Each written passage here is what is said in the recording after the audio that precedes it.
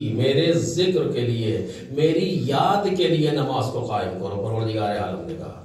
اس کے مقابلے میں منافق کون ہے کہ نسوا اللہ، کہ جو اللہ کو بھول جاتا ہے۔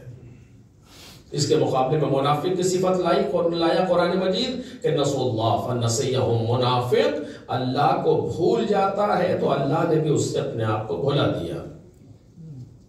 یہ منافق کے لیے۔ مومنین کے لیے صفات آئیں کہ یؤتون الزکات، یہ زکات ادا کرتے ہیں۔ میں نے عرض کیا تھا کہ زکات ہر طرح کا کار خیر۔ منافق کے لیے کیا ہے؟ یقبضون ایدیہم، یہ اپنے ہاتھوں کو روک لیتے ہیں۔ لیکن آپ کتنے مقابلے میں صفات آ رہے ہیں۔ مومنین کے لیے کہا کہ یطیعون اللہ ورسولہ، یہ اللہ اور رسول کی اطاعت کرتے ہیں۔ منافقین کے لیے کہا کہ ان المنافقین هم الفاسقون، منافقین وہ ہیں جو فاسق ہیں، یعنی اللہ اور رسول کے مقابلے میں آتے ہیں، اطاعت کے مقابلے میں آتے ہیں۔ یہاں تک پروردگار عالم نے دونوں صفات کو ایک دوسرے کے اپوزٹ، ایک دوسرے کے ساتھ بیان کیا، لیکن ایک لفظ مومنین کے ساتھ ایسا رکھا جو منافقین کے لیے بدل دیا۔ کس طریقے سے؟ یہاں کہا کہ والمؤمنون والمؤمنات بعضهم اولیاء بعض، مومنین اور مومنات آپس میں ایک دوسرے کے ولی ہیں، دوست ہیں، سرپرست ہیں۔ لیکن جب منافقین کے لیے کہا تو کہا بعضهم من بعض، ان میں سے کچھ میں سے ہیں، یعنی وہاں پر لفظ ولی استعمال نہیں کیا قرآن مجید نے، توجہ کیجئے گا۔ منافقین کی جب بات آتی ہے، یعنی جب دشمنان پروردگار کی بات آتی ہے تو ان میں آپس میں رشتہ ولایت برقرار نہیں ہوتا، آپس میں رشتہ الفت و دوستی برقرار نہیں ہوتا، بلکہ وہ ظاہری منافع کے لیے ایک دوسرے کے ساتھ ہوتے ہیں۔ مومن وہ ہے جو ظاہری منافع کے لیے ساتھ میں نہیں ہے بلکہ ولایت کے رشتے سے ایک دوسرے کے ساتھ ہے۔ منافقین وہ ہیں جو صرف ظاہری منفعات کے لیے ایک دوسرے کے ساتھ ہوتے ہیں۔ ایک صلوات پڑھے محمد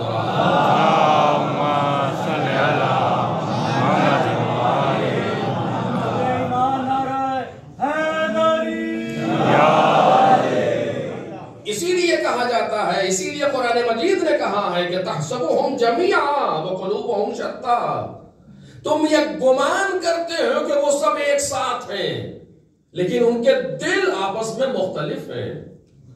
یہ کرم پروردگار ہے کہ مومنین ایک ساتھ جمع ہوتے ہیں، توجہ کیجئے گا۔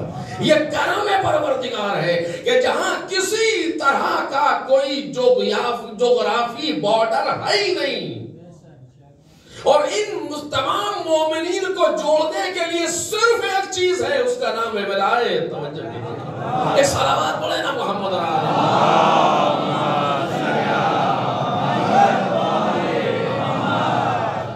صرف ایک چیز ہے جو سب کو مع کر کے جوڑ دیتی ہے، اس کا نام ہے ولایت، ورنہ اور کیا ہے؟ آپ اس میں سے کتنے ایک دوسرے کو پہچانتے ہیں، مثلا جانتے ہیں، خاندانی ہیں، رشتہ دار، کچھ نہیں، یہاں تو پھر بھی وہ ہے۔ ابھی آپ کربلا میں جا کر کے دیکھیں، اربعین میں کون کسے پہچانتا؟ کسی کو نہیں، کوئی پیر دبا رہا ہے، کوئی کچھ کر رہا ہے۔ یہ کون ہے؟ آپ کے عزیز ہیں،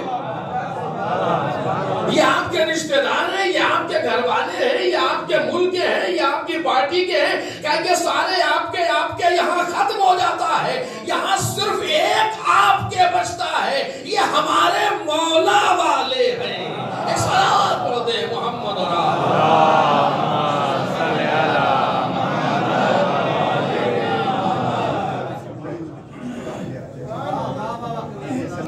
سارے جغرافیائی بارڈرز تمام ختم ہو جاتے ہیں، اور آپ دیکھ لیں بہترین، اس کا بہترین اظہار ہے اس وقت اربعین،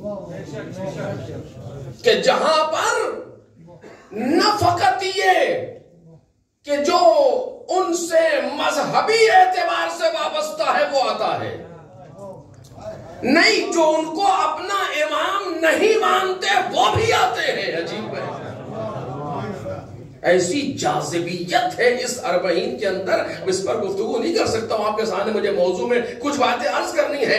ایسی جاذبیت ہے اس کے اندر۔ ایک مرتبہ انٹرنیشنل میڈیا نے غلطی سے 14 سیکنڈ کی ایک کلپ چلا دی تھی اربعین میں جاتے ہوئے لوگوں کے لیے، اس لیے تو آج کل اس کو کبھی بھی کوریج نہیں آتی اس کو کچھ لوگوں نے دیکھا کہ یہ جمع غفیر ہے جو جا رہا ہے، کہاں جا رہا ہے؟ اس سوال کا ایجاد کرنا ہماری ذمہ داری ہے، باقی کام پھر مولا کا اپنا ہے۔ یہ لوگ کہاں جا رہے ہیں؟ آخر کون لوگ ہیں؟ کہاں جا رہے ہیں؟ اس سوال کا ذہن میں ایجاد ہونا تھا، نتیجہ یہ ہوا کہ اگلے سال 40 میں وہ لوگ خود شریک تھے۔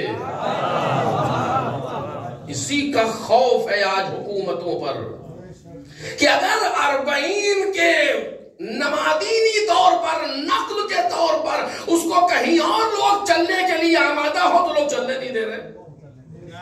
بے مصیبت کیا ہے؟ روڈ پہ چلنے میں کیا پریشانی ہے آخر؟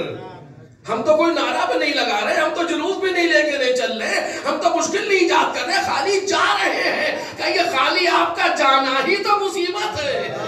ایک صلوات پڑھیں محمد اور آل